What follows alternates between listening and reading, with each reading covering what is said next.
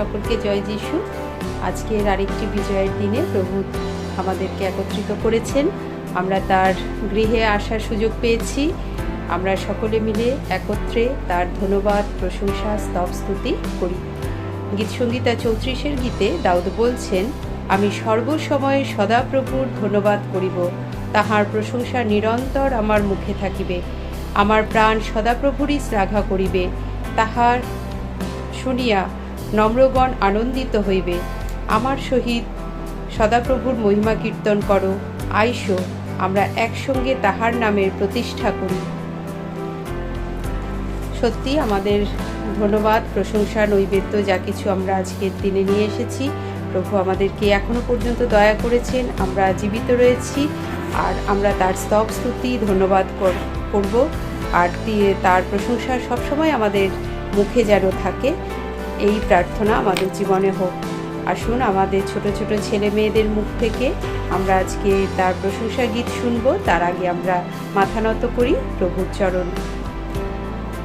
দয়াময় স্বর্গের মহান ঈশ্বর পিতা, তোমাকে ধন্যবাদ দিই যে সুন্দর দিন তুমি আমাদের জীবনে যোগ করেছো, আমাদের দেখার সুযোগ করে দিয়েছো। প্রতি প্রভাতে তোমার আশীর্বাদ, তোমার দয়া আমরা পাচ্ছি প্রভু। সেই দয়ার গুণেই আমরা এখনো পর্যন্ত নষ্ট হইনি, সেই জন্য তোমায় ধন্যবাদ দিই প্রভু, যে সারা পৃথিবী যখন বিভিন্ন রকমভাবে আক্রান্ত মহামারীর দাপটে যখন কত মানুষ মারা যাচ্ছে, তখন তুমি আমাদের সঙ্গে আছো, আমাদের হাত ধরে থেকেছো প্রভু। প্রত্যেকটি সময় আমাদেরকে রক্ষা করে চলেছো, তোমার দয়া তুমি আমাদের জীবনে দেখাচ্ছ। তাই প্রভু তোমাকে ধন্যবাদ দিই। প্রভু প্রার্থনা চাই, যিনি আজকের বক্তা আমাদের মাঝে আসবেন তোমার বাক্য নিয়ে, আমরা যেন তার মুখে তোমার বাক্য শুনি এবং তুমি তাকে আশীর্বাদ দান করো প্রভু। সেই বাক্যের মধ্যে থেকে আমরা যেন উপকৃত হই। আমাদের আত্মাকে তোমার হাতে সমর্পণ করি, দেহ মন সব কিছুকে তোমার হাতে সমর্পণ করি। উপাসনার প্রথম থেকে শেষ পর্যন্ত তুমি আমাদের পরিচালনা দান করো পিতা। আমাদের প্রার্থনা শুনলে, প্রার্থনা প্রিয় যিশু নামে চাই, আমেন।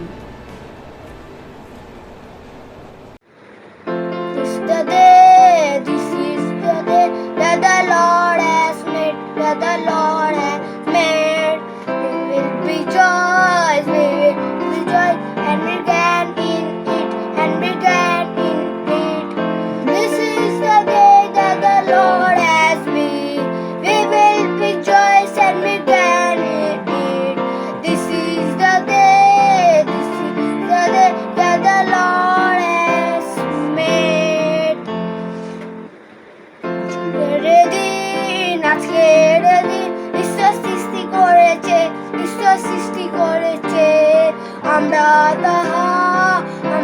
তাহা স্তুতি গাইব, আজকের দিন ঈশ্বর সৃষ্টি করেছে, আমরা তাহা স্তুতি গাইব।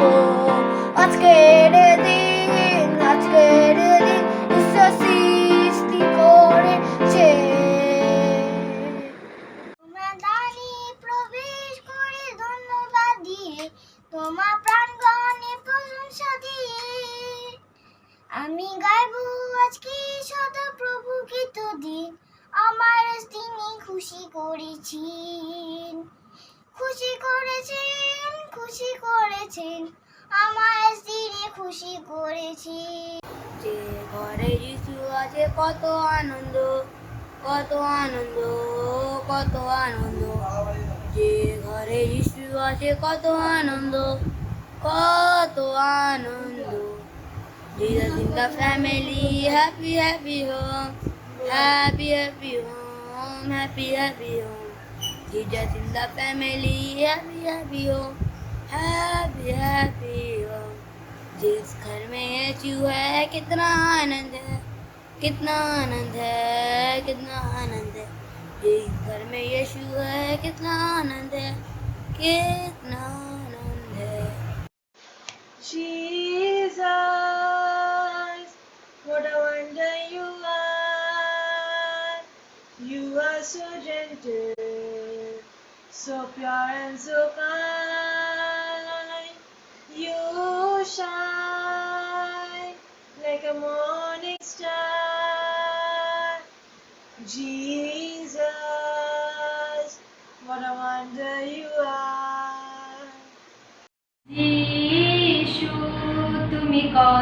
সুন্দর, কত মধুর, পবিত্র দয়ালু তুমি উজ্জ্বল শুকতারা।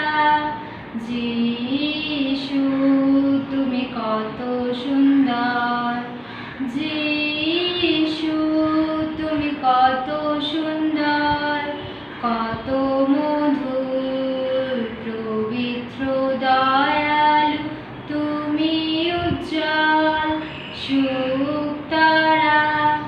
যিশু তুমি কত সুন্দর। What a mighty God we serve. What a mighty God we serve. Angels bow before him, heaven and earth adore him.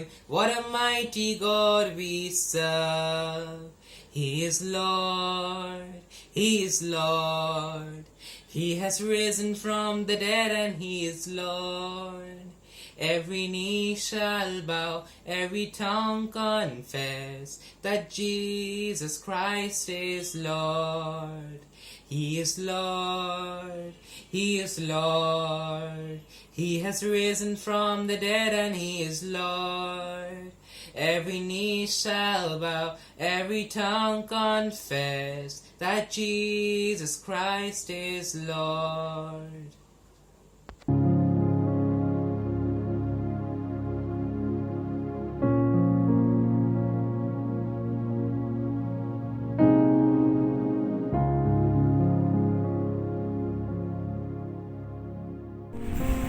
আসুন আমরা শাস্ত্র পাঠ করি। গীত সংহিতা তার 27:1-14। সদাপ্রভু আমার জ্যোতি, আমার পরিত্রাণ, আমি কাহা হইতে ভীত হইব। সদাপ্রভু আমার জীবন দুর্গ, আমি কাহা হইতে তাজযুক্ত হইব। দুরাচারেরা যখন আমার মাংস খাইতে নিকটে আসিল, তখন আমার সেই বিপক্ষীরা ও বিদেশীরা হোঁচট খাইয়া পড়িল। যদ্যপি সৈন্যদল আমার বিরুদ্ধে শিবির স্থাপন করে, তথাপি আমার অন্তঃকরণ ভীত হইবে না। যদ্যপি আমার বিরুদ্ধে যুদ্ধ সংগঠিত হয়, তথাপি তখনও আমি সাহস করিব। সদাপ্রভুর কাছে আমি একটি বিষয় যাচনা করিয়াছি, তাহারই অন্বেষণ করিব, যেন জীবনের সমুদায় দিন সদাপ্রভু গিয়ে বাস করি। সদাপ্রভুর সৌন্দর্য দেখিবার ও তাহার মন্দিরে অনুসন্ধান করিবার জন্য। কেননা বিপদের দিনে তিনি আপন আশ্রমে আমাকে সমর্পণ করিবেন, আপন তাঁবুর অন্তরালে আমাকে লুকাইয়া রাখিবেন। তিনি শৈলের উপরে আমাকে তুলিয়া লইবেন, আর এখানে আমার চারিদিকে শত্রুগণ অপেক্ষা আমার মস্তক উন্নত হইবে। আমি তাহার তাঁবুতে জয়ধ্বনি বলে উৎসর্গ করিব। আমি সদাপ্রভুর উদ্দেশ্যে গান ও সঙ্গীত করিব। সদাপ্রভু শ্রবণ করো, আমি সরবে আহ্বান করি। আমার প্রতি কৃপা করো, আমাকে উত্তর দাও। আমার মন তোমাকে বলিল, তুমি বলিলে তোমরা আমার মুখের অন্বেষণ করো। সদাপ্রভু আমি তোমার মুখের অন্বেষণ করিব। আমা হইতে তোমার মুখ আচ্ছাদন করিও না, ক্রোধে তোমার দাসকে দূর করিও না। তুমি তোমার সহায় হইয়া আসিতেছ, আমার তানীশ্বর আমাকে ফেলিও না, ত্যাগ করিও না। আমার পিতামাতা আমাকে ত্যাগ করিয়াছেন, কিন্তু সদাপ্রভু আমাকে তুলিয়া লইবে। সদাপ্রভু তোমার পথ আমাকে শিখাও, তুমি সমান পথে আমাকে গমন করো। আমার শত্রুগণ প্রযুক্ত ইয়া করো, আমার বিপক্ষগণের ইচ্ছা আমাকে সমর্পণ করিও না। কেননা মিথ্যা সাক্ষীগণ আমার বিরুদ্ধে উঠিয়াছে, তাহারা নিষ্ঠুরতা ফুৎকার করে। আমি জীবিতদের দেশে সদাপ্রভুর মঙ্গল ভাব দেখিব। এমন বিশ্বাস যদি না করিতাম, তবে আমার কি হইত? সদাপ্রভুর অপেক্ষায় থাকো, সাহস করো, তোমার অন্তঃকরণ সবল হোক। হ্যাঁ, সদাপ্রভুরই অপেক্ষায় থাকো। আমেন। यीशु है कैसा कुमार भैया, यीशु है कैसा कुमार भैया, यीशु है कैसा कुमार भैया, यीशु है कैसा कुमार भैया। हमको बनाया, तुमको बनाया, हमको बनाया, तुमको बनाया, जो भी बनाया अच्छा बनाया। किसने? यीशु है। यीशु है कैसा कुमार भैया, यीशु है कैसा कुमार, यीशु है कैसा कुमार भैया, यीशु है कैसा कुमार। नाटा बनाया, लंबा बनाया,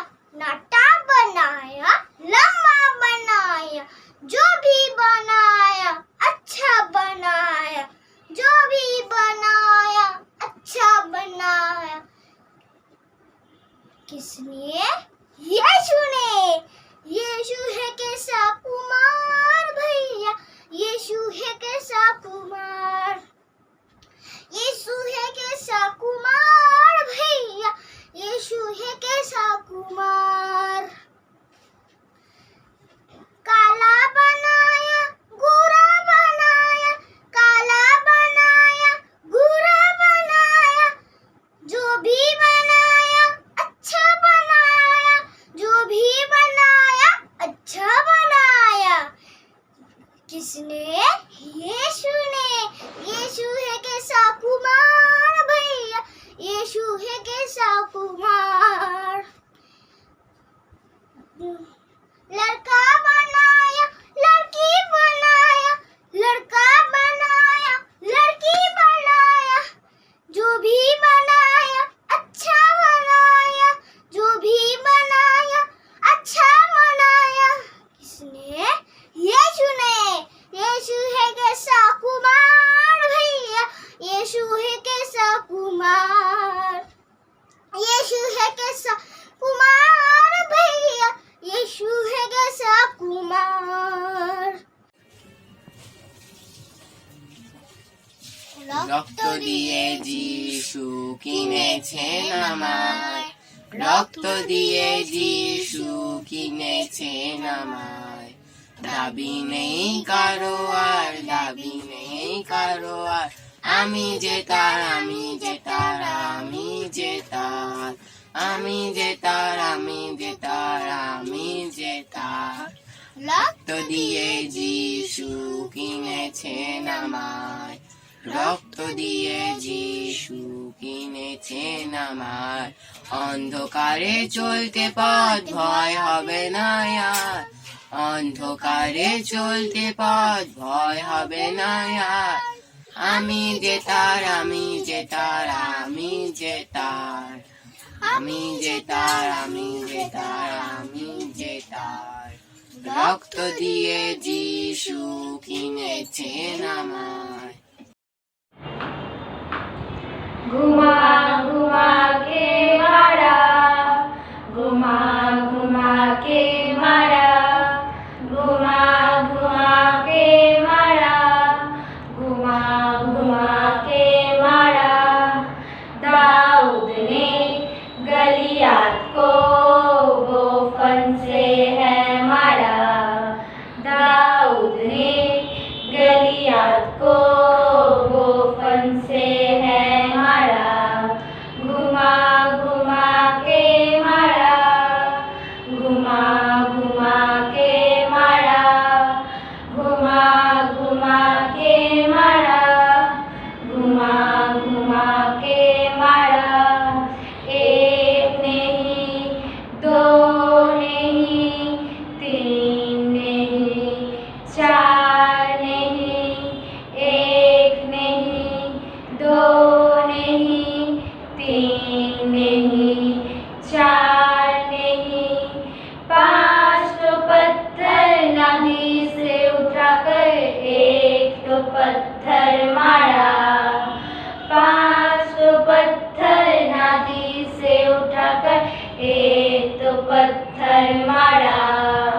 घुमा घुमा के मारा, घुमा घुमा के मारा, घुमा घुमा के मारा, घुमा घुमा के मारा।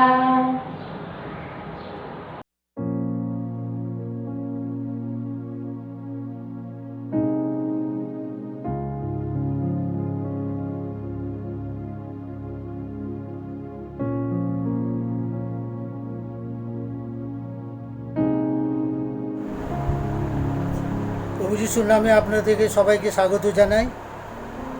আজকে থেকে আমরা প্রায় 9টা রবিবার আমরা উপাসনা গিয়ে যেতে পারলাম না। আমরা অনলাইনের মাধ্যমে যদি আমরা আরাধনা করছি, কিন্তু আমরা জানি যে মণ্ডলীতে গিয়ে আরাধনা করা এবং ঘরে ঘরে বসে আরাধনা করার মধ্যে অনেক পার্থক্য, যদিও আমরা এই সুযোগ পাচ্ছি না। আমরা প্রার্থনা করি যেন অচিরে আমরা যেন সকলে একসঙ্গে হয়ে আবার আরাধনা করতে পারি। কবে আমরা পরিস্থিতি স্বাভাবিক হবে না আমরা জানি না, কিন্তু আমাদের প্রার্থনা যেন প্রভু আমাদের সমস্ত বাধা দূর করে দেন, যেন আমরা আবার একত্রিত হয়ে মন্দিরে গিয়ে তার আরাধনা করতে পারি।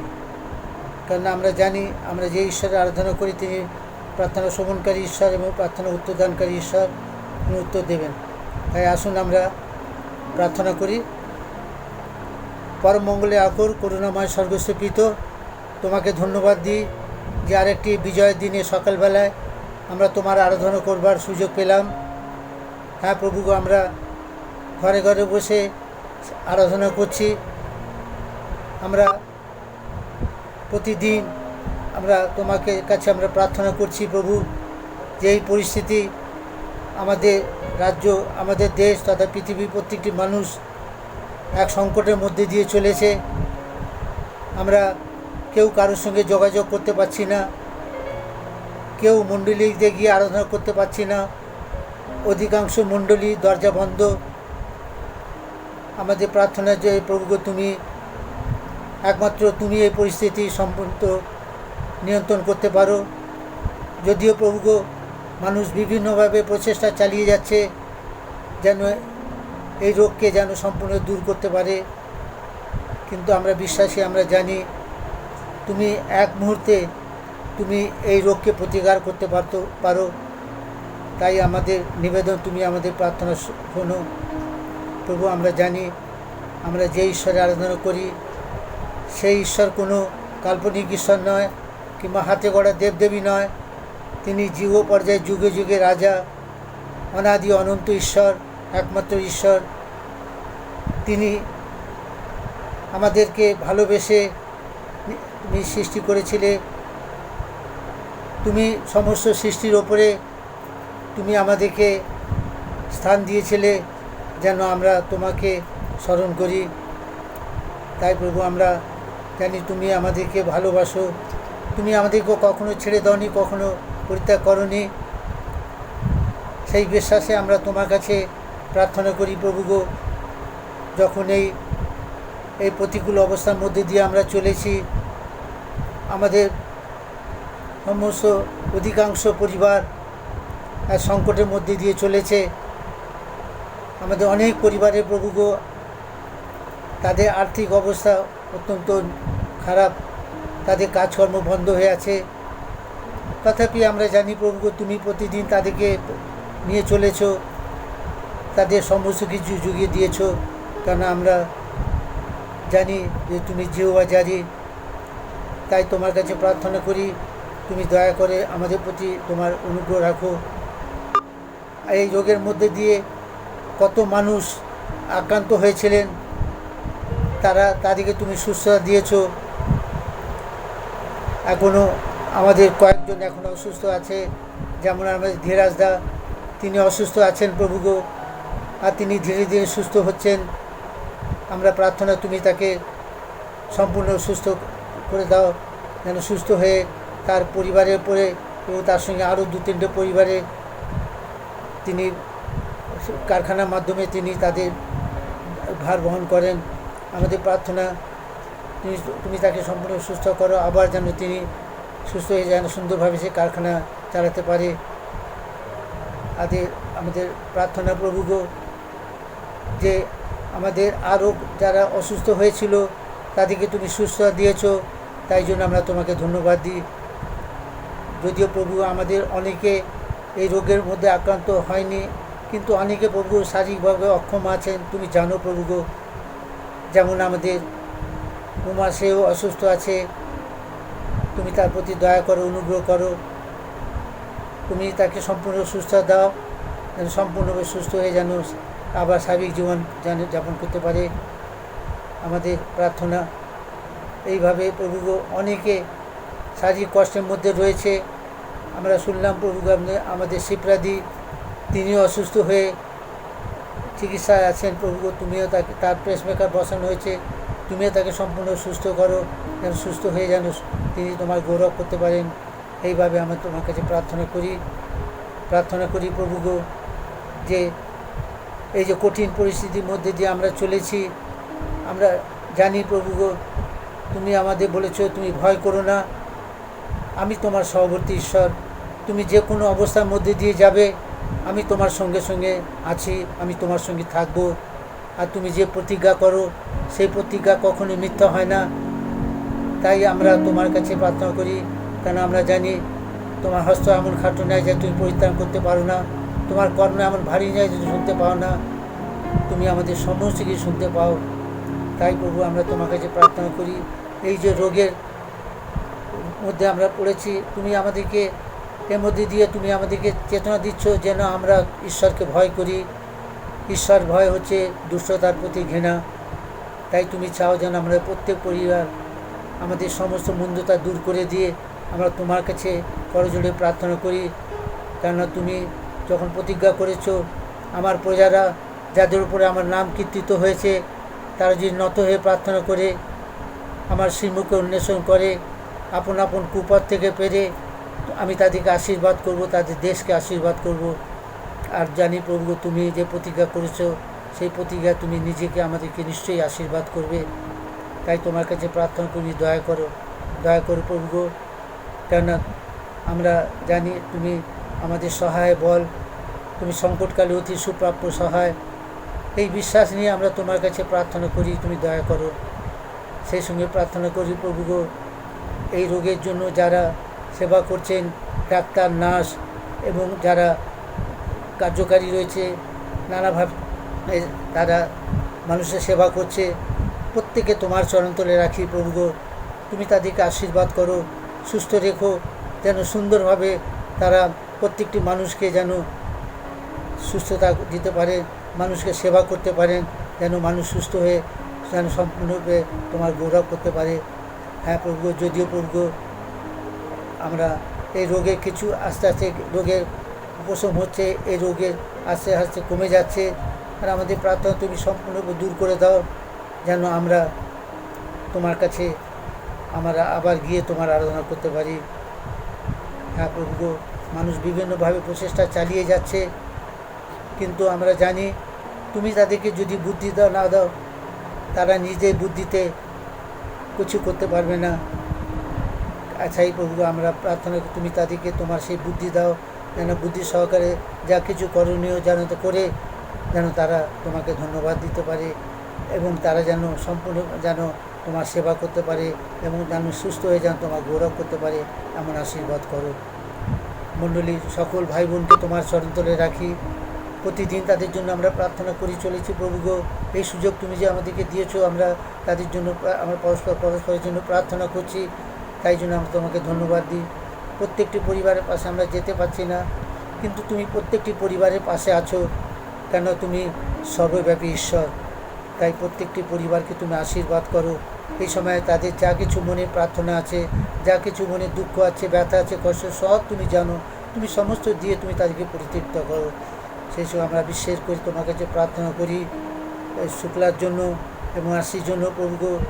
কিছুদিন আগে তারা তার প্রিয়জনকে হারিয়েছে প্রভু। অল্প বয়সে পিটার আমাদেরকে ছেড়ে তোমার কাছে চলে গেছে। আমরা তোমার পরিকল্পনা বুঝি না, কিন্তু আমরা জানি প্রভু তুমি যা কিছু করো সমস্ত মঙ্গলের জন্য, আমরা যেন কোনো অবিশ্বাসী নয়। তাই তুমি তাদেরকে সেই বুদ্ধি দাও, তারা যেন সম্পূর্ণরূপে তোমার নির্ভর করতে পারে। যেহেতু ভয় করো না, আমার তোমার প্রিয়জনকে আমি নিয়েছি, কিন্তু আমি তোমাদের সঙ্গে সঙ্গে আছি, এই বিশ্বাস তুমি তাদেরকে দাও। সেই পুনরায় তোমার চরণতলে আমরা সকলকে নিজেকে সমর্পণ করি। আমাদের প্রত্যেককে তুমি আশীর্বাদ করো, আর প্রত্যেককে তুমি সুরক্ষা করো, যেন এই কঠিন রোগের মধ্যে দিয়ে আমরা যেন সুন্দরভাবে সুস্থভাবে থেকে আমরা যেন তোমাকে গৌরব দিতে পারি, এমন আশীর্বাদ করো।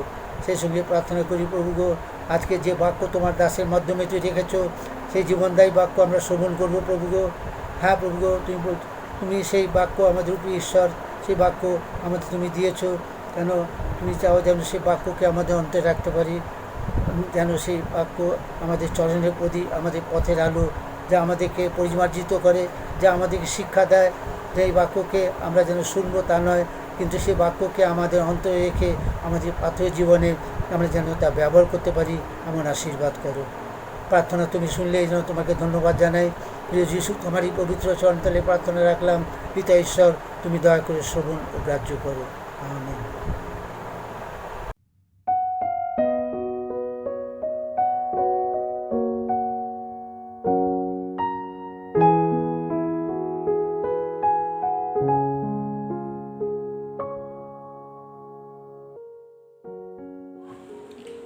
জয় যিশু। ত্রাণকর্তা ও পুনরুত্থিত প্রভু যীশু খ্রিস্টের নামে আপনাদের সকলকে স্বাগত জানাই। আজকে আরেকটি বিজয়ের দিনে প্রভু তিনি আমাদেরকে এই উপাসনায় যোগ দিতে সাহায্য করলেন, এই জন্য আমরা ঈশ্বরকে ধন্যবাদ দিই। তিনি বাঁচিয়ে রেখেছেন, সুস্থ রেখেছেন, অনুগ্রহ করে চলেছেন, আশীর্বাদ তিনি বইয়ে দিচ্ছেন, এই জন্য ঈশ্বরকে ধন্যবাদ দিই। মণ্ডলীর আগামী দিনের বিজ্ঞপ্তি, যেমন আমাদের প্রতি রবিবার উপাসনা হচ্ছে সকাল 9টা থেকে, তেমনই উপাসনা হতে থাকবে। কিন্তু আগামী রবিবার 20শে জুন 2021 আগামী রবিবার থেকে আমাদের উপাসনার পদ্ধতি একটু পরিবর্তিত হচ্ছে।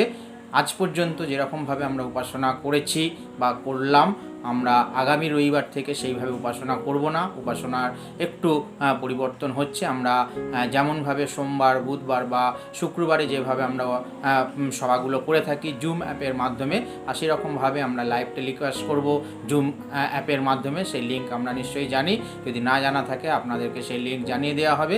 আর বিশেষ করে মনে রাখবেন যে সকাল 9টা থেকে সেই উপাসনা শুরু হবে। যেমন আমরা মণ্ডলীতে গিয়ে 8:30 থেকে উপাসনা করতাম একসঙ্গে এক সহভাগিতায়, আর সেরকমভাবে আমরা আগামী রবিবার থেকে সকাল 9টা থেকে নিজের নিজের ঘরে আমরা সেই প্রস্তুতির মধ্যে থাকব, গান বই বাইবেল নিয়ে বসবো এবং সেই উপাসনায় আমরা যোগ দেব একসঙ্গে জুম অ্যাপের মাধ্যমে। আর সেই জন্য সকল পরিবার আপনারা প্রস্তুত থাকবেন আর সেই মতোভাবে সেই উপাসনায় যোগ দেবেন। বিশেষ করে প্রস্তুত থাকবেন এই কারণেই বললাম, হয়তো যিনি পরিচালনা করবেন হয়তো তিনি আপনাকে কোনো সেই উপাসনায় অংশগ্রহণ করতে বলতে পারেন, হতে পারে আপনাকে বলতে পারে আপনি বাইবেল পাঠ করুন, হতে পারে বলতে পারে আপনি এই পরিবার আপনি গান করুন বা প্রার্থনা করুন। আর সেই জন্য সকল পরিবার প্রস্তুতির মধ্যে থাকবেন। যদিও আমরা চেষ্টা করব আগে থেকে আপনাদেরকে জানিয়ে দিতে, কিন্তু হয়তো সবসময় সেটা সম্ভব নাও হতে পারে। সেই জন্য আপনারা অবশ্যই সেইটা বিষয়টা মনে রাখবেন এবং প্রস্তুতি নিয়ে থাকবেন, প্রস্তুত থাকবেন যেন যখনই আপনাকে বলা হয় যাতে আপনিও অপ্রস্তুতে না পড়েন এবং যিনি বলছেন তিনিও যেন অপ্রস্তুতে না পড়েন। আর সেই জন্য বিশেষ করে আপনারা সেই বিষয়টা মাথায় রাখবেন, প্রস্তুতির মধ্যে থাকবেন। রবিবার সকাল আগামী রবিবার সকাল 9টা থেকে অনলাইন জুম অ্যাপের মাধ্যমে আর সেই উপাসনা পরিচালিত হবে। এবং প্রতি সোমবার আমাদের যেমন রাত 10টা থেকে মধ্যস্থকারী প্রার্থনা জুম অ্যাপে হচ্ছে সেরকমই হতে থাকবে। প্রতি বুধবার আমাদের অ্যাডাল্ট ইউথ ফেলোশিপ জুম অ্যাপের মাধ্যমে যেমন হচ্ছে তেমনই হবে। প্রতি শুক্রবার আমাদের যে পারিবারিক আত্মিক সহভাগিতা জুম অ্যাপের মাধ্যমে যেমন হচ্ছে তেমনই হবে। এবং প্রতি রবিবার আমাদের সানডে স্কুল অনলাইনের মাধ্যমে যেমন হচ্ছে তেমনই হতে থাকবে। সকল বিষয় মাথায় রাখবেন। বিশেষ করে অন্যান্য কোনো সবার পরিবর্তন হচ্ছে না, শুধুমাত্র রবিবার সকালে যে উপাসনা সেটা রেকর্ডেড উপাসনা হবে না, কিন্তু জুম অ্যাপে ডাইরেক্ট লাইভ টেলিকাস্ট হবে। আর সেইভাবে নিশ্চয়ই সেইটা মাথায় রাখবেন এবং সেই মতোভাবে উপাসনায় যোগ দেবেন। এই সপ্তাহে আমাদের মণ্ডলীর একজনের জন্মদিন রয়েছে এবং একজনের বিবাহবার্ষিকী রয়েছে। আগামী কাল অর্থাৎ 14 তারিখ আমাদের সুকোমল দাস ও কল্পনা দাসের তাদের বিবাহবার্ষিকী রয়েছে এবং 17ই জুন আমাদের ছোট্ট তমশিস দেবাশিস আর তন্দ্রিমা তাদের পুত্র তমশিস মণ্ডলের জন্মদিন রয়েছে। আর তাদের জন্য প্রার্থনা করবেন, ছোট তমশিসের জন্য প্রার্থনা করবেন, সুকোমল কল্পনার জন্য প্রার্থনা করবেন যেন প্রভু তাদের সকলকে যেন তার আশীর্বাদে পরিপূর্ণ করেন এবং তারা যেন তার উদ্দেশ্যে এগিয়ে যেতে পারে। এই জন্য তাদের জন্য এবং তাদের পরিবারের জন্য প্রার্থনা করতে থাকবেন। বিশেষভাবে আপনারা দেখতে পাচ্ছেন যে আজকের আমরা যখন উপাসনা শুরু করেছি, আজকের আমাদের সানডে স্কুলের ছেলেমেয়েরা আমাদের প্রেজ অ্যান্ড ওয়ার্শিপ লিড করেছে। আমাদের ছেলেমেয়েরা তারা গান করেছে, এরপরেও তারা গান করবে এবং যখন তারা গান করবে তখন আমরা আজকের দিনে যে উপহার আমরা নিয়ে এসেছি প্রভুর চরণে তা আমরা সেই উপহার আমরা সংগ্রহ করব।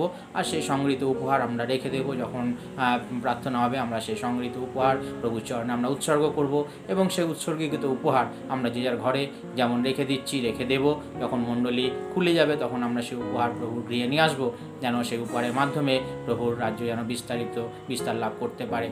বিশেষ করে এই প্রসঙ্গে আপনাদেরকে আরও জানাই যে আপনারা সকলে জানেন যে বিগত দিনগুলিতে লকডাউনের কারণে আমরা মণ্ডলীতে যেতে পারছি না। যদিও আমরা আমাদের এই মণ্ডলী যে উপাসনায় যে উপহার আমরা সংগ্রহ করছি যদিও সেটা আমরা রেখে দিচ্ছি, কিন্তু অন্যান্য কোনো বিশেষ উপহার আমরা হয়তো দিতে পারছি না। সেই জন্য আপনাদের কাছে অনুরোধ রইল, যদি আপনাদের কোনো বিশেষ উপহার আপনারা মণ্ডলীকে দিতে চান, সেটা আপনার দশমাংশের উপহার হতে পারে, সেটা আপনার কোনো বিশেষ উপহার হতে পারে, সেটা হতে পারে আপনার কোনো মেডিকেলের কোনো ফান্ড হতে পারে, সেটা হতে পারে আপনি কোনো মিশনারি ওয়ার্কের জন্য ইভাঞ্জেলিক্যাল কিছু আপনি উপহার দিতে চান, হতে পারে আপনার কোনো মানতের উপহার হতে পারে। যে বিষয় আপনি বিশেষ কোনো উপহার উপহার আপনি দিতে চান, অবশ্যই আপনি সরাসরি আমাদের ব্যাংক অ্যাকাউন্টে আপনি দিয়ে দিতে পারেন।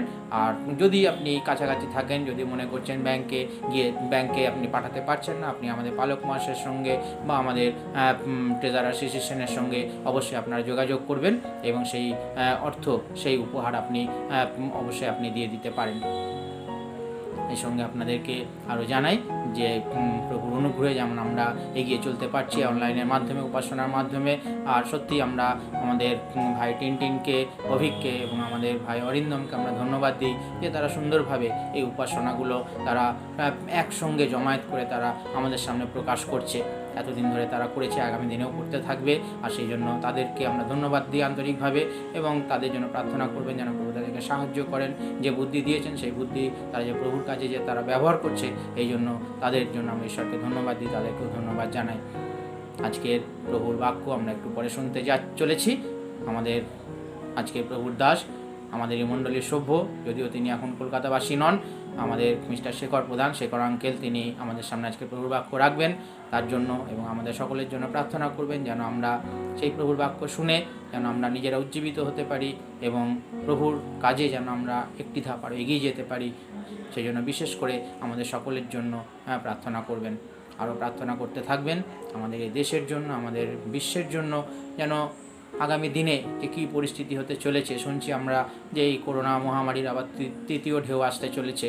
প্রার্থনা করতে থাকবেন, যতই ঢেউ আসুক না কেন, যতই যা কিছু আসুক না কেন, আমরা আমাদের প্রার্থনা শ্রবণকারী, প্রার্থনা উত্তরদাতা ঈশ্বরের কাছে আমরা প্রার্থনা করতে থাকব যেন প্রভু এই সমস্ত কিছুর মধ্য দিয়ে আমাদেরকে, তার বিশ্বাসী জনকে, বিশ্বের প্রতিটি মানুষকে যেন তিনি রক্ষা করেন, উদ্ধার করেন এবং নিস্তার করেন। সেই জন্য আপনারা প্রার্থনা করবেন যেন প্রভু সকলকে সাহায্য করেন, আশীর্বাদ করেন। আবারও একবার আপনাদেরকে মনে করিয়ে দিই, আগামী রবিবার থেকে আমরা আমাদের উপাসনা সকাল 9টা থেকে অনলাইনে জুম অ্যাপের মাধ্যমে লাইভ টেলিকাস্ট করব। সকলে সেই মতোভাবে প্রস্তুতি নিয়ে আপনি সেই উপাসনায় যোগ দেবেন।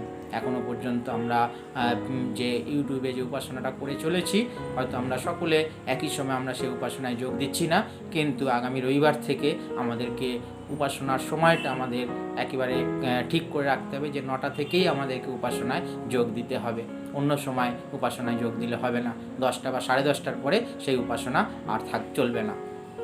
9টা থেকে সেই উপাসনা শুরু হবে, আর সেই উপাসনা চলাকালীনই নিশ্চয়ই আপনি সেই উপাসনায় যোগ দেবেন। যোগ দিতে আপনি বিশেষভাবে মানসিকভাবে প্রস্তুতি নিতে থাকবেন। ধন্যবাদ। সারা সৃষ্টির মালিক তুমি, সারা সৃষ্টির রক্ষক তুমি, সবে মিলে করি প্রণাম, ধন্যবাদ হোক তোমারি। সারা সৃষ্টির মালিক তুমি, সারা সৃষ্টির রক্ষক তুমি, সবে মিলে করি প্রণাম, ধন্যবাদ হোক তোমারি। Hallelujah, hallelujah,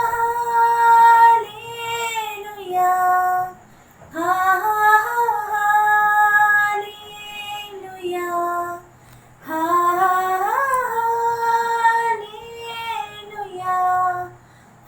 hallelujah,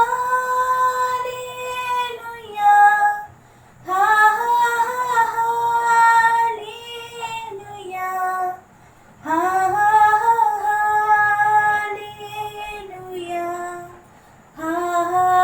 amen.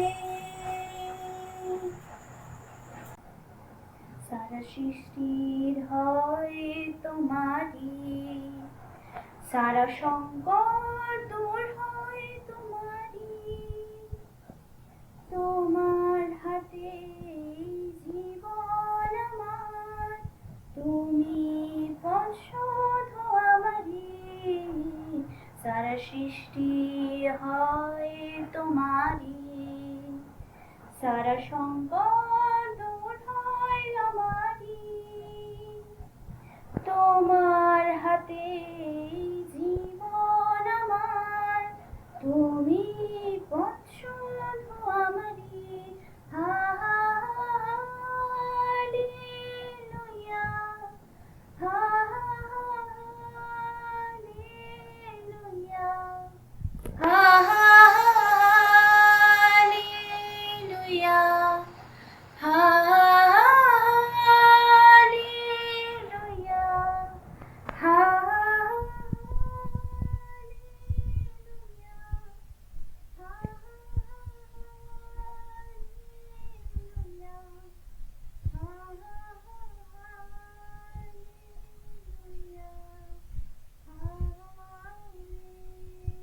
মোরা সবাই তোমার সৃষ্টি, দিয়েছো আনন্দকে দৃষ্টি, মন প্রাণ তোমারই অধিকার, হবে না তাকো অসহায়। মোরা সবাই তোমার সৃষ্টি, দিয়েছো আনন্দকে দৃষ্টি, মন প্রাণ তোমারই অধিকার, হবে না তাকো অসহায়। হালেলুয়া, হালেলুয়া, হালেলুয়া,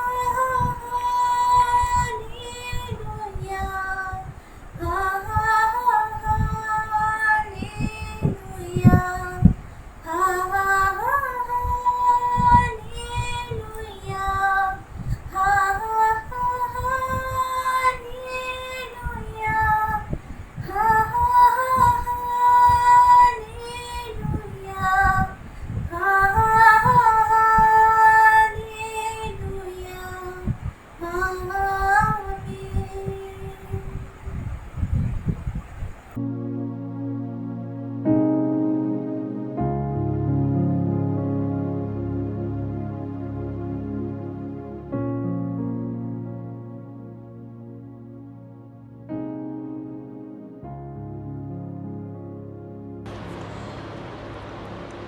ঈশ্বরের ধন্যবাদ দিই যে বছরের 6টি মাসের দ্বিতীয় বিজয়ের দিন আমরা ঈশ্বরের দয়াতে দেখতে পেলাম। তার করুণায় আমরা আবার একত্রিত হতে পারলাম অনলাইনের মাধ্যমে। যদিও আমরা ঈশ্বরের গৃহে গিয়ে তার আরাধনা করতে পারি না, কিন্তু ঈশ্বর এমন সুন্দর সুযোগ, এমন সুন্দর তত্ত্বযুক্তি দিয়েছেন আমাদের, যার ফলে আমরা নিজ নিজ গৃহে থেকেও মণ্ডলীগতভাবে আমরা তার আরাধনা করতে পারি। ঈশ্বরের ধন্যবাদ দিই তার এই শুদ্ধ সুযোগের জন্য। আমরা প্রার্থনা করি। হে আমাদের পরম করুণাময় স্বর্গের মহান ঈশ্বর, আমরা তোমার মহানামের ধন্যবাদ দিই যে আবার একটি বিজয়ের দিন তুমি আমাদের দেখতে দিলে। তোমার দয়া, তোমার অনুগ্রহে প্রভু আমরা তোমার চরণে, তোমার অনুগ্রহ সিংহাসনের সামনে উপস্থিত হয়েছি প্রভু। তুমি আমাদের সাথে কথা বলো। আমি অজ্ঞ দাস তোমার প্রভু, কোনো জ্ঞান, কোনো বুদ্ধি কিছুই আমার নেই প্রভু। তাই তুমি আমাদের সাথে কথা বলো, আমি নয়, তুমি আমাদের সাথে কথা বলো, যেন আমরা তোমার কথা শুনতে পারি, তোমার রব যেন শুনতে পারি প্রভু। এবং তোমার বাক্যর মধ্যে দিয়ে তুমি আবার আমাদের একটি শিক্ষা দাও, যেন তোমার আজ্ঞা পালন করে আমরা চলতে পারি। ধন্যবাদ এই প্রার্থনা আমাদের একমাত্র ত্রাণকর্তা প্রিয় পুত্র প্রভু যীশু খ্রিস্টের নামে চাই। দয়া করে শ্রবণ ও গ্রাহ্য করো। আমেন।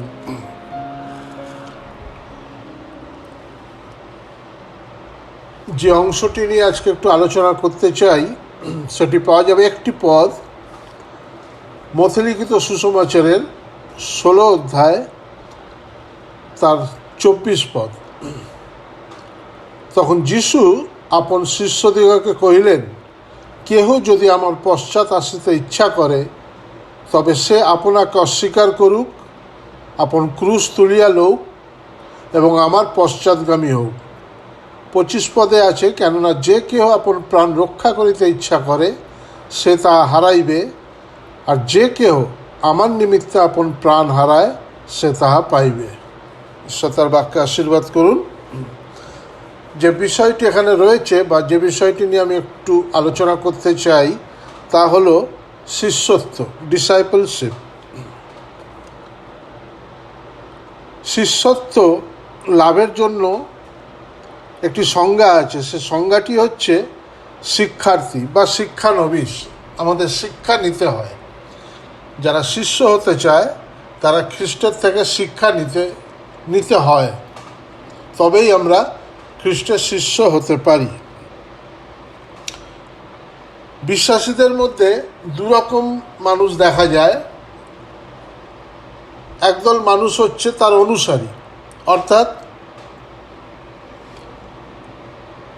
খ্রিস্টের আজ্ঞা পালন করব, খ্রিস্ট যা শিক্ষা দিয়েছেন সেই শিক্ষা অনুযায়ী চলব, তাকে বলা হয় খ্রিস্টের অনুসারী বা ফলোয়ার। এবং বাইবেলে যদি আমরা দেখি তাহলে দেখব খ্রিস্টের অনুসারীর সংখ্যা প্রচুর ছিল। যখন খ্রিস্ট জগতে ছিলেন তখন খ্রিস্টের পেছনে প্রচুর লোক থাকতো, তার বাক্য শুনতো, তার উপদেশ শুনতো, তার আজ্ঞা মানত, এমন লোক প্রচুর ছিল। কিন্তু শিষ্য ছিল কেবলমাত্র 12 জন। এবং পরবর্তীকালে লুক তার 10 অধ্যায় যদি দেখি তাহলে দেখব খ্রিস্ট 70 জনকে শিষ্যরূপে নিযুক্ত করেছিলেন। অর্থাৎ অত লোকের মধ্যে অনুসারী প্রচুর লোক থাকতো, কিন্তু শিষ্য খুবই মনোনীত এবং খুবই কম সংখ্যক। এবং শিষ্য হতে হলে শিষ্যের কাজ ছিল যে তারা যিশুর থেকে শিক্ষা গ্রহণ করবে এবং সেই শিক্ষাকে প্রচার করা বা সেই শিক্ষার প্রসারে অগ্রণী কার্যকারী ভূমিকা নেবে। তারাই হবে যীশু খ্রিস্টের শিষ্য।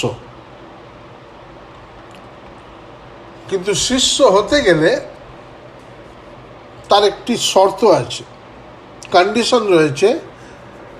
যেমন মথি 24 অধ্যায় যীশু বলছেন, কেহ যদি আমার পশ্চাৎ আসিতে ইচ্ছা করে তবে সে 1 নম্বর সে আপনাকে অস্বীকার করুক, 2 আপন ক্রুশ তুলিয়া লউক, এবং 3 আমার পশ্চাৎগামী হোক।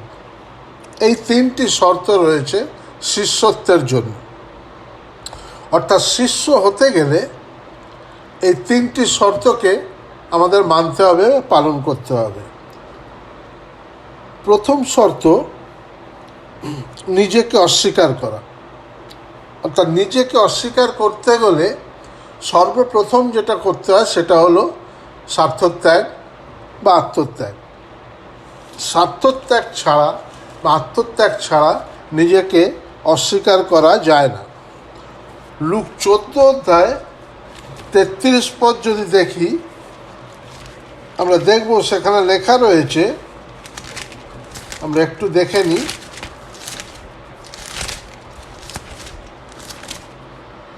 লুক 14 অধ্যায় 33 পদ, যে কেহ আপনার সর্বস্ব ত্যাগ না করে সে আমার শিষ্য হইতে পারে না। অর্থাৎ সর্বস্ব ত্যাগ মানে এই নয় যে পরিবারবর্গকে ত্যাগ করতে হয়, তা নয়। কিন্তু সর্বস্ব ত্যাগ মানে আত্মত্যাগ করা, আত্মগরিমা, আত্ম অভিমান, আত্মগর্ব, অহংকার, এইগুলি সব আমাদের জীবন থেকে ত্যাগ করতে হবে বা এইগুলিকে জীবন থেকে আমাদের ছেঁটে ফেলতে হবে। কারণ এইগুলি যদি আমরা ত্যাগ না করি তাহলে আমরা এক নতুন মানুষে পরিণত হতে পারি না। শিষ্যত্ব নিতে গেলে পুরাতন যা কিছু আমাদের জীবনে ছিল সে সমস্ত কিছুকে আমাদের ত্যাগ করতে হয় এবং আমরা এক নতুন মানুষে তৈরি হই, যার ফলে আমরা শিষ্যত্ব গ্রহণ করতে পারি বা খ্রিস্টের শিষ্য হতে পারি। 2 করিন্থীয় তার 5 অধ্যায় 17 পদে রয়েছে, ফলত কেহ যদি খ্রিস্টে থাকে তবে নতুন সৃষ্টি হইল, পুরাতন বিষয়গুলি অতীত হইয়াছে, দেখো সেগুলি নূতন হইয়া উঠিয়াছে।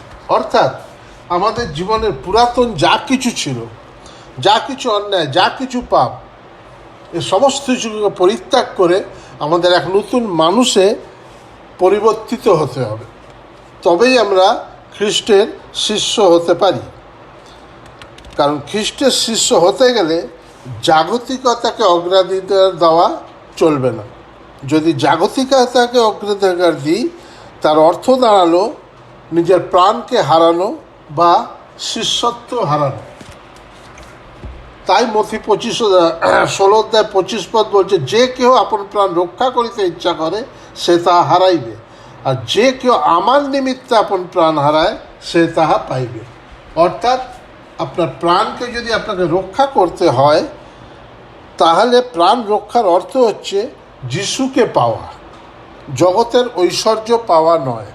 অর্থাৎ যিশুকে যখন আপনি পাবেন তখনই আপনার প্রাণ রক্ষা পেল, তখনই আপনি খ্রিস্টের প্রকৃত শিষ্য হতে পারেন। আত্মত্যাগ যদি দেখি আমরা, শিষ্যত্বের অর্থই হচ্ছে আত্মত্যাগ। খ্রিস্টর জীবন যদি দেখি, আত্মত্যাগের চূড়ান্ত নিদর্শন যদি আমরা দেখি, চূড়ান্ত নমুনা হচ্ছেন খ্রিস্ট নিজে। তিনি তার জীবনে যতদিন পৃথিবীতে ছিলেন তিনি যা কিছু করেছেন তার মধ্যে আমরা তার আত্মত্যাগ, তার স্বার্থত্যাগের ছবি দেখতে পাই। 2 কোরিন্থীয় 5:21 বাইবেল বলছে, যিনি পাপ জানেন নাই তাহাকে তিনি আমাদের পক্ষে পাপ স্বরূপ করিলেন, যেন আমরা তাহাতে ঈশ্বরের ধার্মিকতা স্বরূপ হই। অর্থাৎ তার ঈশ্বরত্বের সৌন্দর্য যা ছিল, যিনি পাপ করেননি, তিনি নিষ্পাপ ছিলেন, তা সত্ত্বেও তিনি নিজেকে অস্বীকার করলেন, স্বার্থত্যাগ করলেন, করে আমাদের জন্য তিনি পাপ স্বরূপ হলেন।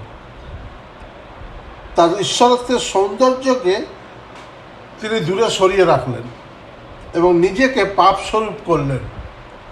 এক আত্মত্যাগ বা স্বার্থত্যাগের নমুনা।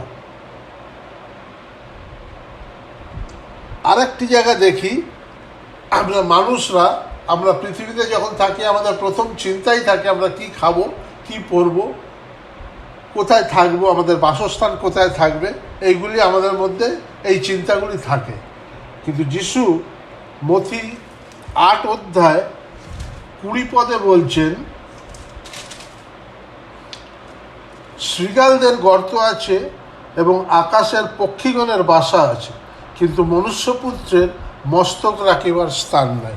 অর্থাৎ জীবনের সমস্ত স্বাচ্ছন্দ্য, সুখ, সমস্ত কিছু তিনি বিসর্জন দিলেন। মাথা গোঁজার স্থান তার ছিল না, মাথা গোঁজার স্থান ছাড়াই তিনি তার জীবন অতিবাহিত করেছিলেন কেবলমাত্র আমাদের জন্য, পৃথিবীর মানুষদের জন্য। এমনই ছিল তার স্বার্থত্যাগ। আরেক জায়গা দেখি আমরা, যেখানে তিনি শিষ্যের পা ধুইয়ে দিচ্ছেন। যোহন তার 13:3 থেকে।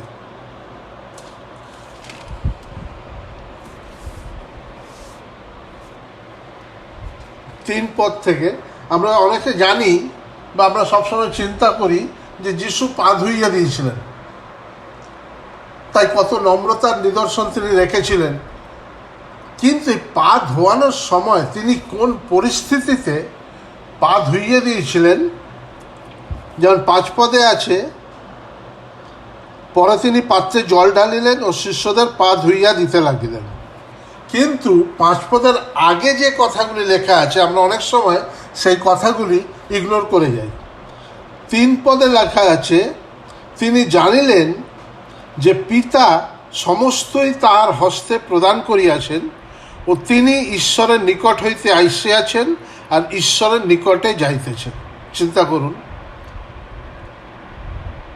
কি প্রচণ্ড ক্ষমতা ঈশ্বর খ্রিস্টের হাতে দিয়েছিলেন। সমস্ত কর্তৃত্ব তিনি তার হস্তে প্রদান করেছেন এবং কত সুন্দর একটা অ্যাসুরেন্স তিনি দিয়েছেন যে ঈশ্বর, খ্রিস্ট জানছেন যে তিনি ঈশ্বরের কাছ থেকে এসছেন, এবার আবার ঈশ্বরের কাছে চলে যাবেন। কি অপূর্ব অ্যাসুরেন্স, কি অদ্ভুত ক্ষমতা ঈশ্বর তাকে দিয়েছিলেন। এবং এইগুলি জানিয়া তারপরে বলছেন, আর ঈশ্বরের নিকটে যাইতেছেন জানিয়া তিনি ভোজ হইতে উঠিলেন। যখন তিনি জানলেন যে সমস্ত কর্তৃত্ব আমাকে দত্ত হয়েছে এবং আমি এরপরে ঈশ্বরের কাছে চলে যাব, এত সুন্দর এক প্রতিশ্রুতি তিনি পেয়েছেন পিতার কাছ থেকে। সাধারণ মানুষ যদি হতো তাহলে মানুষের মন গর্ব বা অহংকার হয়তো ভরে যেত। কিন্তু খ্রিস্ট এ সমস্ত কিছু জানার পরে তিনি উঠলেন শিষ্যদের পা ধুইয়ে দিতে। কি চূড়ান্ত নিদর্শন আত্মত্যাগ বা স্বার্থত্যাগের, কি চূড়ান্ত নিদর্শন তার এই নম্রতা। কল্পনা করুন, কোনো অফিসের বস তার অধস্তন কর্মীর কাছে নত হচ্ছে, যা মানুষ জাগতিকভাবে আমরা কল্পনা করতে পারি না। কিন্তু খ্রিস্ট দেখালেন তার সে আত্মত্যাগ, তার নম্রতা, তার স্বার্থত্যাগের চূড়ান্ত নিদর্শন তিনি দেখালেন এই পা ধুইয়ে দেওয়ার মধ্য দিয়ে। সুতরাং শিষ্যত্ব গ্রহণ করতে হলে আমাদের নিজেকে অস্বীকার করতে হবে। এই হলো ঈশ্বর খ্রিস্টের আত্মত্যাগ। দ্বিতীয়, ক্রুশ তুলে নেওয়া, অর্থাৎ ক্রুশ বহন করা। ক্রুশ বহন মানেই আমরা যদি ক্রুশের চিহ্ন দেখি, ক্রুশকে স্মরণ করি, তাহলে দেখব ক্রুশ হচ্ছে এক যাতনা, একদিক থেকে যাতনা। ক্রুশ যেরকম আশীর্বাদ, ঠিক সেরকম ক্রুশ হচ্ছে যাতনা, কষ্ট, লাঞ্ছনা, এগুলি ভোগ করতে হয়। ক্রুশ বহন করতে হলে আমাদের এইগুলি বহন করতে হবে বা এইগুলি সহ্য করতে হবে। আমাদের জীবনে যতই যাতনা আসুক, যতই কষ্ট আসুক, যতই লাঞ্ছনা আসুক, যতই অপমান আসুক, আমাদের সেগুলিকে, যারা শিষ্য হব তাদের সেগুলিকে হাসি মুখে বহন করতে হবে। না হলে যিশু শিষ্য হওয়া যায় না। আমরা যদি পৌলের জীবন দেখি তাহলে দেখব তিনি কিভাবে ক্রুশ বহন করেছিলেন। 2 করিন্থীয় তার 11 অধ্যায় 24 থেকে 28 পদ। 2 করিন্থীয় তার 11 অধ্যায় 24 থেকে 28 পদে তিনি বলছেন কিভাবে তিনি ক্রুশ বহন করেছেন।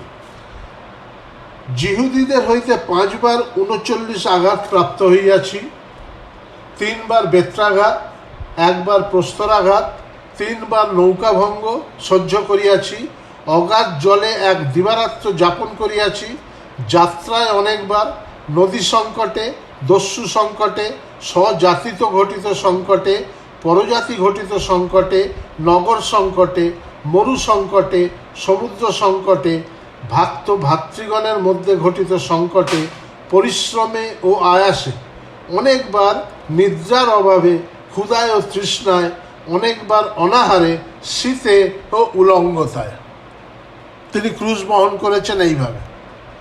এত কষ্ট তিনি সহ্য করেছেন, এত যন্ত্রণার মধ্য দিয়ে গেছেন, এত অপমান সহ্য করেছেন, কেবলমাত্র তিনি খ্রিস্টের শিষ্য হয়েছিলেন বলে। তাই ক্রুশ বহন করা শিষ্যের একটি কর্তব্য বলা যেতে পারে, বা ক্রুশ বহন হলো শিষ্যত্বের একটি অবিচ্ছেদ্য অঙ্গ। তৃতীয় হচ্ছে পশ্চাৎগামী হওয়া।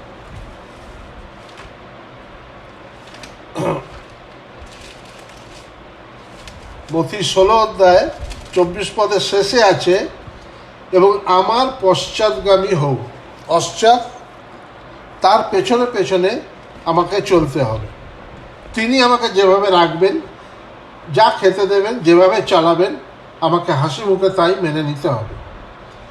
পশ্চাৎগামী হওয়া অর্থ হচ্ছে, আমরা যদি দেখি তার শিষ্যদের কথা, মথি 4 অধ্যায় 19 পদ।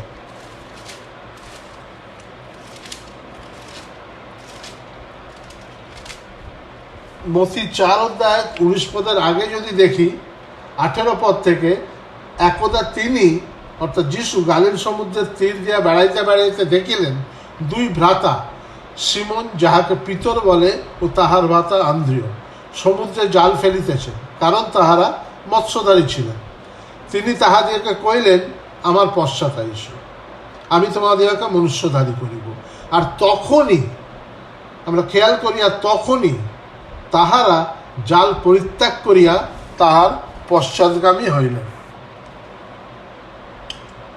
তারপরে দেখি, পরে তিনি তথা হইতে অগ্রে গিয়া দেখিলেন আর 2 ভ্রাতা, শিবদিয়ের পুত্র যাকব ও তাহার ভ্রাতা যোহন, আপনাদের পিতা শিবদিয়ের সহিত নৌকায় জাল সারিতেছেন। তিনি তাহাদেরকে ডাকিলেন, আর তখনই তাহারা নৌকা ও আপনাদের পিতাকে পরিত্যাগ করিয়া তাহার পশ্চাৎগামী হইলেন। অর্থাৎ যখন তিনি ডাকলেন, কোনো কিছু চিন্তাভাবনা না করে, যা কিছু তাদের কিছু ছিল সমস্ত কিছু পরিত্যাগ করে, এমনকি তার পিতাকে পরিত্যাগ করে তারা যিশুর পশ্চাৎগামী হলেন। আমরা ধনী যুবকের কথা জানি,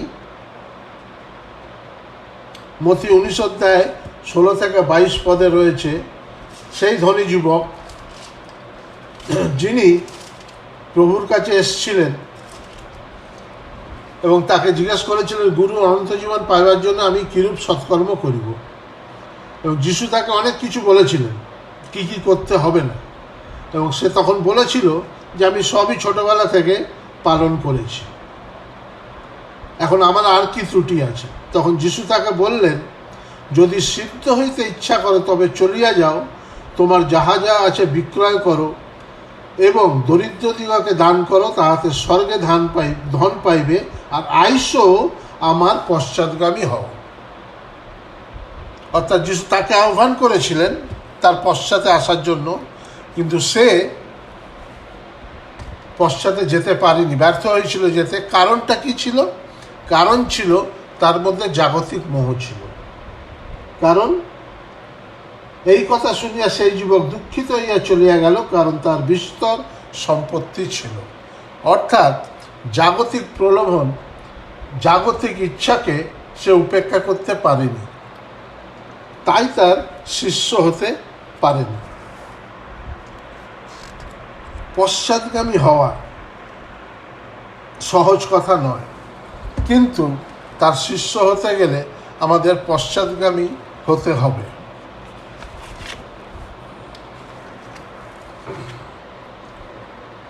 এবং শিষ্য যদি হই আমরা যদি এখন জগতের দিকে একটু তাকাই, তাহলে আমরা দেখব জগতের যা অবস্থা, তাতে আমরা বুঝতে পারছি, আমরা ইঙ্গিত পাচ্ছি যে খ্রিস্ট শীঘ্রই আসছেন। এবং এই মতো পরিস্থিতিতে, এইরকম পরিস্থিতিতে সময় এসছে প্রিয় ভাই বোন, যখন আর কেবল অনুসারী হয়ে থাকা যাবে না। এখন আমাদের যারা আমরা বিশ্বাসী, যারা আমরা প্রভুকে পেয়েছি, যারা আমরা পরিত্রাণের আস্বাদ পেয়েছি, খ্রিস্টের আশীর্বাদ পেয়েছি, খ্রিস্টকে জেনেছি, সত্য কি তার পরিচয় পেয়েছি, তখন চুপ করে বসে থাকা আর আমাদের উচিত হবে না। কেবলমাত্র অনুসারী হয়ে থাকার সময় আর নেই। এখন আমাদের শিষ্যত্বের ভার বহন করতে হবে, কারণ খ্রিস্ট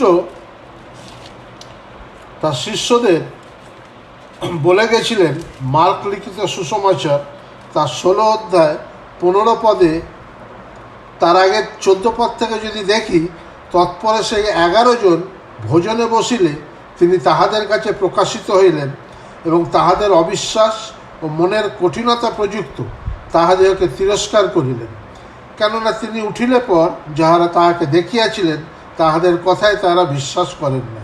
আর তিনি তাহাদিওকে কহিলেন, তোমরা সমুদয় জগতে যাও, সমস্ত সৃষ্টির নিকটে সুসমাচার প্রচার করো। খ্রিস্ট কাদের বললেন? খ্রিস্ট যখন পৃথিবীতে ছিলেন তার অনেক অনুসারী ছিল, খ্রিস্ট জানতেন তার অনুসারীদের, কিন্তু তাদের কোনো আজ্ঞা তিনি দেননি। দিলেন কাদের? তার শিষ্যদের, কারণ তিনি জানতেন যে শিষ্যরা সেই ভার বহন করতে সক্ষম। তাই তিনি শিষ্যদের বললেন যে তোমরা সমুদয় জগতে যাও, সমস্ত সৃষ্টির নিকটে সুসমাচার প্রচার করো। অর্থাৎ শিষ্যদের দায়িত্ব খ্রিস্টকে মানুষের সামনে তুলে ধরা। আবার মথি লিখিত সুসমাচার তার 28 অধ্যায়, সেখানেও খ্রিস্ট বলছেন, 28 অধ্যায় 19 পদে শিষ্যদের বলছেন, অতএব তোমরা গিয়া সমুদয় জাতিকে শিষ্য করো, পিতা ও পুত্রের ও পবিত্র আত্মার নামে তাহাদেরকে ব্যাপটাইজ করো। সমুদয় জাতিকে শিষ্য করতে বলছেন। এবং শিষ্য করতে হলে আমরা যদি নিজেই শিষ্য না হই, আমরা যদি নিজেই শিষ্যত্ব গ্রহণ না করি, তাহলে অন্যকে শিষ্য করব কি করে? পিতার, পুত্র, পবিত্র আত্মার নামে ব্যাপটাইজ করো। ব্যাপটাইজ তো তখনই আমরা করতে পারবো যখন আমরা প্রভুর কথা প্রচার করব, প্রভুকে মানুষের সামনে তুলে ধরব। যদি প্রভুর কথা না বলি, তাহলে ব্যাপটিজমটা আমরা করব কিভাবে? ব্যাপটিজম করার জন্য আমাকে প্রভুকে প্রচার করতে হবে। জন ব্যাপটাইজার কথা আমরা জানি, যিনি প্রচুর লোককে, এমনকি যীশু খ্রিস্টকেও তিনি ব্যাপটিজম দিয়েছিলেন।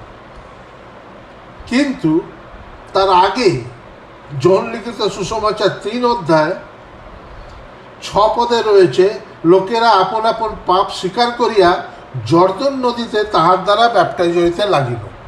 অর্থাৎ প্রচুর লোক যোহনের দ্বারা ব্যাপটিজম নিয়েছিলেন, কিন্তু তিনি কি কেবল ব্যাপটিজম দিয়েছিলেন? তার আগে 3 অধ্যায়ের 1-2 পদ দেখি, সেখানে কি লেখা আছে, সেই সময় জন ব্যাপটাইজক উপস্থিত হইয়া জিহুদার প্রান্তরে প্রচার করিতে লাগিলেন। তিনি প্রচার করিতে লাগিলেন মন ফিরাও, কেননা স্বর্গরাজ্য সন্নিকট হইল। তিনি প্রচার করলেন কার বিষয়? খ্রিস্টের বিষয়। কারণ তারপরে লেখা রয়েছে, প্রান্তরে একজনের রব সে ঘোষণা করিতেছে, তোমরা প্রভুর পথ প্রস্তুত করো, তাহার রাজপথ সকল সরল করো। অর্থাৎ তিনি প্রচার করেছিলেন বলেই, প্রভুর কথা মানুষের কাছে তুলে ধরেছিলেন বলেই মানুষ চেতনা প্রাপ্ত হয়েছিল, মানুষ মন পরিবর্তন করেছিল, মানুষ আপন আপন পাপ স্বীকার করে ব্যাপটিজম নিয়েছিল। তাই পিতা, পুত্র, পবিত্র আত্মার নামে মানুষকে যদি ব্যাপটাইজ করতে হয়, তাহলে প্রথমে আমাদের তার শিষ্য হতে হবে, শিষ্যত্ব গ্রহণ করতে হবে, শিষ্যের ভার বহন করতে হবে, খ্রিস্টকে মানুষের সামনে তুলে ধরতে হবে, অনুসারী হিসেবে নয়, কিন্তু খ্রিস্টের একজন শিষ্য হিসেবে। আজ 1 বছর 1.5 বছরের ওপরে হয়ে গেল প্রিয় ভাই বোন, আমরা করোনার মধ্য দিয়ে যাচ্ছি, এক আতঙ্কিত অবস্থার মধ্য দিয়ে যাচ্ছি। 1 বছর, প্রায় 2019-এর ডিসেম্বর থেকে 1 বছর 7 মাস, 6-7 মাস হয়ে গেল আমরা এই করোনার মধ্য দিয়ে যাচ্ছি, এবং আমরা দেখেছি কত মানুষ আজ পৃথিবী ছেড়ে চলে গেছে। আজকেই আমি একটা স্ট্যাটিস্টিক্স দেখছিলাম, যেখানে দেখছিলাম যে আজ পর্যন্ত প্রায় 3.5 লাখের ওপরে মানুষ এই পৃথিবী ছেড়ে চলে গেছে। এই 3.5 লাখ মানুষের মধ্যে কজন খ্রিস্টের পরিচয় পেয়েছে, কজন সত্যের পরিচয় পেয়েছে? বেশিরভাগ মানুষই খ্রিস্টের পরিচয় না জেনেই এই পৃথিবী থেকে চলে গেছে। প্রিয় ভাই বোন, এই যে যারা চলে গেলেন খ্রিস্টের পরিচয় না পেয়ে, খ্রিস্টের পরিচয় তাদের সামনে নিয়ে না যেতে পারার অন্যায় বা অপরাধ যে কিছুটা আমাদের ওপর বর্তায় না? আমরা যারা জানি খ্রিস্টকে, আমরা কি তাদের কাছে একবারের জন্য খ্রিস্টের পরিচয় দিয়েছিলাম? কিছুটা কি অন্যায় বা কিছুটা ভুল, কিছুটা দুর্বলতা আমাদের নেই? এর জন্য কি খ্রিস্টের কাছে জবাবদিহি করতে হবে না আমাদের? যে মানুষরা আজকে চলে গেল পৃথিবী ছেড়ে খ্রিস্টকে না জেনে, খ্রিস্টের পরিচয় না পেয়ে, কেন তারা পেল না? কারণ আমরা যারা বিশ্বাসী, আমরা যারা খ্রিস্টকে জানি, চিনি, আমরা সময় মতো তাদের কাছে খ্রিস্টকে তুলে ধরতে পারিনি।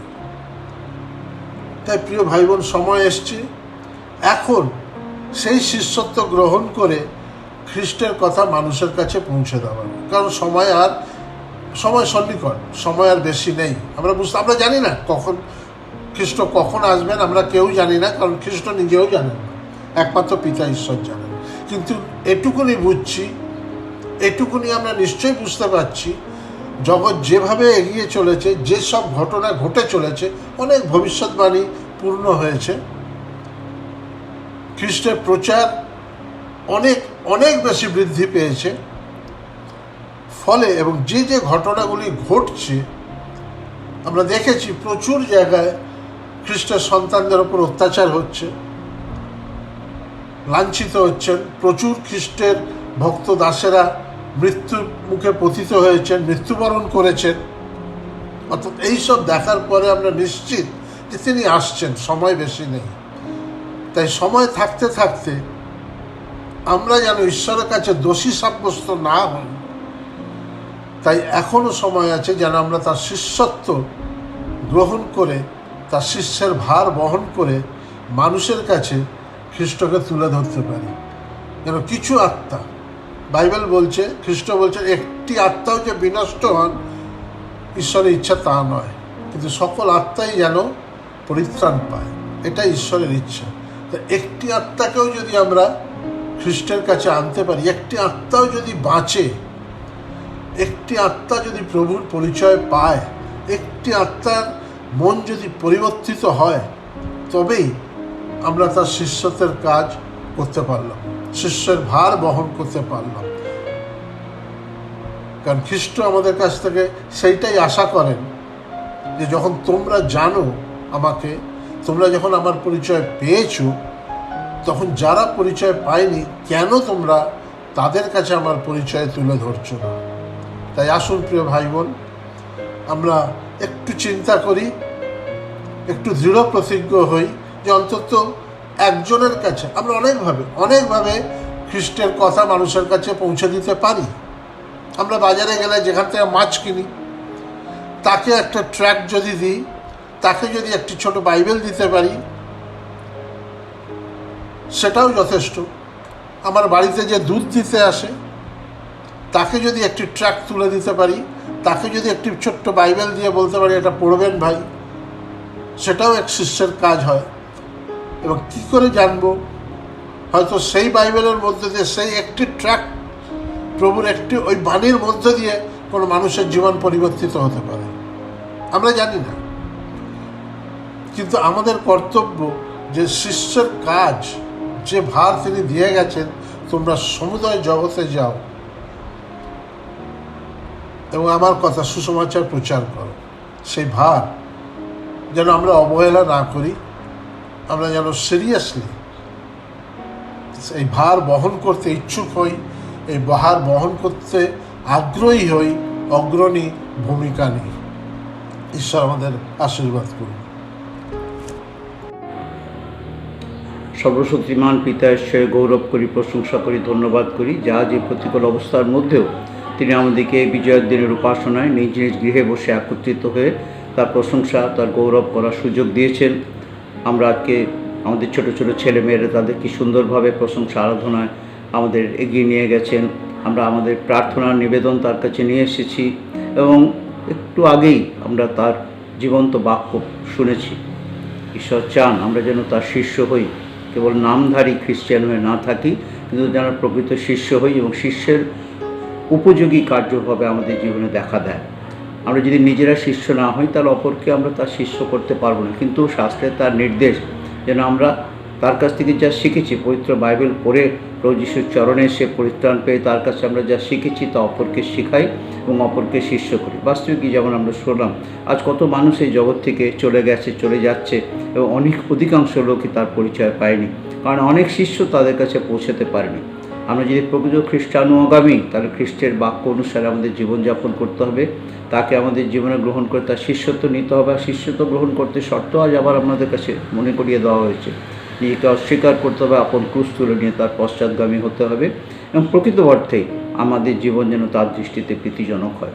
এত সুন্দরভাবে ঈশ্বর আমাদের সুযোগ দিচ্ছেন, বারবার স্মরণ করিয়ে দিচ্ছেন, কারণ আমরা জানি বিভিন্ন ঘটনার মধ্যে দিয়ে বারবার আমরা এটাই বলছি যে তার আগমন অতি সন্নিকট।